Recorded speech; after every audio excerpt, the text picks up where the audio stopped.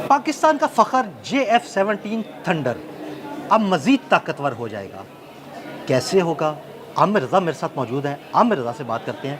आमिर भाई, सुना है कि कोई नया इंजन रशिया पाकिस्तान को देने वाला है जो JF-17 थंडर में लगाया जाएगा। इस हवाले से हमारे नाज़रीन को बताइएगा। जी बिल्कुल, आपने सही सुना है कि पाकिस्तान JF-17 थंडर ब्लॉक 3 में नया रूसी इंजन जो है इस्तेमाल कर रहा है। अगर आपके इल्म में है तो पहले JF-17 थंडर में हम WS-13 इंजन इस्तेमाल किया करते थे। ब्लॉक 3 की बात कर रहा हूँ। ब्लॉक 1 में तो 9 था, फिर ब्लॉक 2 में 10 आया, WS-10। ये सारे चाइनीज़ इंजन थे। चाइनीज़ इंजन कोई बुरे इंजन नहीं है, लेकिन हर मुल्क चाहता है कि उसका जहाज़ ज़्यादा तेज़ी से परवाज़ करे। और अब जो कॉम्बैट हमारा भारत के साथ हुआ उसमें भारत यूरोप और नेटो का बेहतरीन जहाज़ जो है, नेटो रजिस्टर्ड जहाज़ जिसको है राफेल, वो सामने लेकर आया।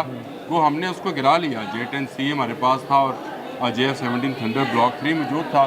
लेकिन पाकिस्तान बहुत अरसे से ये बात सोच रहा है कि क्यों ना इसका इंजन तब्दील कर कर इसको मज़ीद बेहतर बनाया जाए। इसको दुनिया के सफ़े अव्वल के जो जहाज़ हैं जैसे F-16 है या राफेल है, ये सारे सफ़े अव्वल में आते हैं, इनमें शामिल कर दिया जाए इस जहाज़ को। तो ये एक बड़ी डेवलपमेंट होने जा रही है। आज़रबाईजान के साथ जब हमने JF-17 थंडर का सौदा किया तो उसके बाद हमें ख्याल आया कि क्यों ना, क्योंकि वो एक रशियन स्टेट थी, बिल्कुल। एक ऐसी टेक्नोलॉजी को इसके अंदर इन्वॉल्व किया जाए जो मुख्तलिफ ममालिक में ऑलरेडी इस्तेमाल हो रही है। आपको पता है कि अर्जेंटाइन के साथ हमारा माहिदा है। अर्जेंटाइन में रूसी टेक्नोलॉजी जो है बिल्कुल। वो इस्तेमाल की जाती है। आज़रबाईजान तो है ही रशियन स्टेट रही है किसी ज़माने में, तो वहाँ अब भी सारी टेक्नोलॉजी या सारी एजुकेशन जो है वो उसी ग्रेड की है। तो पाकिस्तान ने इसके लिए जो इंतखाब किया है वो 93MA, ये एक इंजन है जिसको RD-93MA कहा जाता है। इसका थ्रस्ट ज़्यादा है। इसका KGF, अगर मैं आपको KGF बता दूं, किलोग्राम फोर्स जो है इसकी ज़्यादा है। इससे पहले जो WS इंजन हम 13 इस्तेमाल किया करते थे उसकी 8800 KGF ताकत थी, क़ुव्वत थी। जबकि ये जो इंजन है जो कि इस वक्त हम इस्तेमाल करने जा रहे हैं रशिया का, इसकी आप हैरान होंगे सुनकर कि इसकी 95 के करीब KGF है, यानी उससे फॉर बेटर है। यानी 9000 समथिंग 500 की समथिंग है। वो 8800 थी तो ये 9500 है।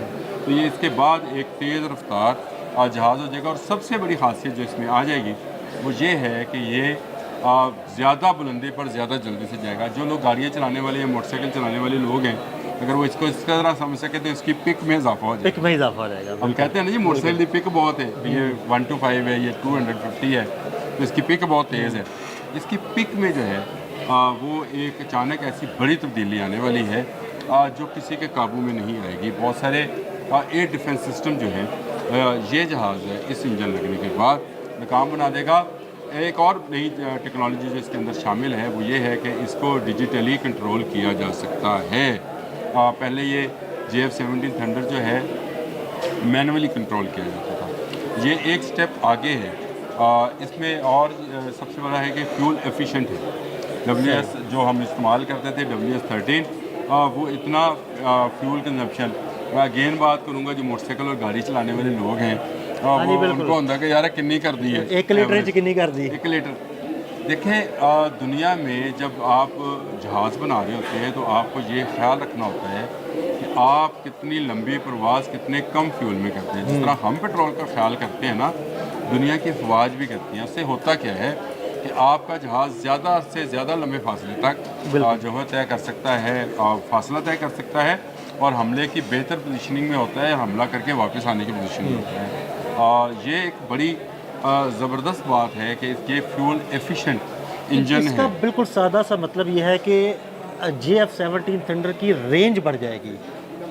इसको इस तरह से कह लें, ज़्यादा फासले तक मार करके वापस आ सकता है, जो कि अभी मुमकिन नहीं था। अभी आपने देखा कि एयर शो में जाने के लिए, बरतानिया में जाने के लिए 3 जगह पर कहा जाता है कि फ्यूलिंग हुई थी इसकी। तो अब ये फ्यूलिंग जो है कि जहाँ 3 जगह पे हुई थी वो 2 जगह पे चली जाएगी। तो ये एक बहुत ही एफिशिएंट इंजन है जो कि RD-93MA है। ये इंजन लगने के बाद JF-17 थंडर जो कि पहले ही ब्लॉक 3 जो है 4.5 जनरेशन का जहाज़ कहा जाता है, अब ये 4.5 प्लस का हो जाएगा, जिसका राफेल है।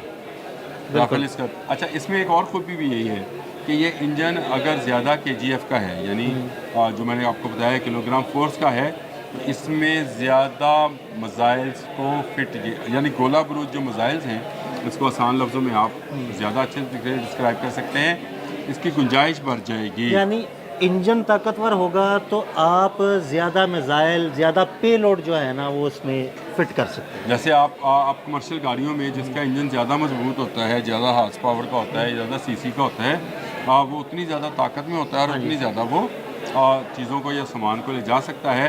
तो दुश्मन के लिए जो मौत का सामान है उसको ज़्यादा ले जाने के लिए भी ये इंजन बहुत अहम है। और इसकी सबसे बड़ी एक और बात वो ये है कि पाकिस्तान आहिस्ता आहिस्ता JF-17 थंडर में चाइनीज़ से बाहर निकल जाएगा। हमें चाइनीज़ टेक्नोलॉजी, हमारे भाई हैं, उनसे कोई गिला नहीं है, कोई शिकवा नहीं है, लेकिन अगर उनसे बेटर टेक्नोलॉजी हमें मिलती है तो उनको भी कोई इस पर इतराज़ नहीं है। और चाइनीज़ कभी हमें किसी टेक्नोलॉजी को लेने को रोकते नहीं हैं। चाइनीज़ को अगर हम रशिया से ही इंजन लेके इसमें फिट कर रहे हैं तो चाइनीज़ को कोई एतराज़ तो नहीं भाई, है। अगर आप बात छेड़ ही दिए तो चले चले इस पर मैं आपको बताया था कि चाइनीज़ जो हैं खुद भी लंबे अरसे से रशियन इंजन्स को ही कॉपी कर रहे हैं और बहुत लंबे अरसे तक तो अपने जहाज़ों में वो रशियन इंजन ही इस्तेमाल करते रहे हैं। और पाकिस्तान में टेक्नोलॉजी आने का मतलब होता है चाइना में टेक्नोलॉजी का। सही, बिल्कुल बिल्कुल। ये एक बड़ी अंडरस्टूड सी बात है कि जब दोनों के टेक्नीशियन, इंजीनियर्स, पायलट्स जो हैं इकट्ठे काम करते हैं तो दूसरे से एक दूसरे का एक्सपीरियंस भी वो जो है शेयर करते हैं। तो पाकिस्तान के पास अगर कोई ऐसी टेक्नोलॉजी आती है जो कि चाइनीज़ टेक्नोलॉजी से बेहतर है तो चाइनीज़ को क्या एतराज़ हो सकता है, बिल्कुल। क्योंकि उनको पता है कि उनके ही टेक्नीशियन, इंजीनियर्स, उनकी मशीनरी यहाँ पे इस्तेमाल की जाती है। तो JF-17 थंडर में हम उनके मशहूर भी हैं। जहाज़ तो उन्होंने ही हमें ये टेक्नोलॉजी शिफ्ट की थी, जिसको हम उन्होंने तो ब्लॉक 1 दिया था, उसके बाद हमने ब्लॉक 2 जो है उसको बनाया और अब ब्लॉक 3 में चले गए हैं जो कि 4.5 प्लस की टेक्नोलॉजी है। और ये दुनिया के बेहतरीन सफ़े अव्वल के जहाज़ों को जो है वो ये कवर करेगा। इसमें एक दो अगर और हम स्टेल्थ टेक्नोलॉजी को थोड़ा सा एडवांस कर लें तो ये 5th जनरेशन का जहाज़ इंशाल्लाह बन जाएगा, मुस्तकबिल में ऐसा होगा, बन जाएगा। अभी ये इस तरह की टेक्नोलॉजी जो है पाकिस्तान ने डेवलप नहीं की है, लेकिन बहुत जल्द, क्योंकि रशिया का पाकिस्तान के साथ दिफाई नुक्ता नज़र से जॉइंट होना, मैं ये समझता हूँ कि हमें अमेरिका की जो दिफाई मजबूरियाँ जो उससे हमें पुर्जे वगैरह मिलते थे उससे हम बाहर निकल जाएंगे। वो जो हमें थ्रेट किया करता था कि आपको चीज़ें नहीं मिलेंगी, आपका स्पेयर पार्ट्स रुक जाएंगे, जैसे F-16 में उसने किया। अब ये टेक्नोलॉजी आने के बाद मैं समझता हूँ चाइनीज़ की टेक्नोलॉजी भी बेहतर होगी और JF-17 थंडर दुनिया में जो है एक ऐसा जहाज़ बनकर उभरेगा जिसका मुकाबला आप दुनिया के किसी भी 5th जनरेशन जहाज़ के साथ कर सकते हैं। बिल्कुल, बहुत शुक्रिया आमिर भाई जी। बिल्कुल, JF-17 थंडर में नया एडवांस रशियन इंजन नस्ब किया जाएगा जिसके बाद उसकी सलाहियतों में मज़ीद इजाफा हो जाएगा। आमिर रज़ा और अदील अहमद को इजाज़त दीजिएगा। अल्लाह हाफ़िज़।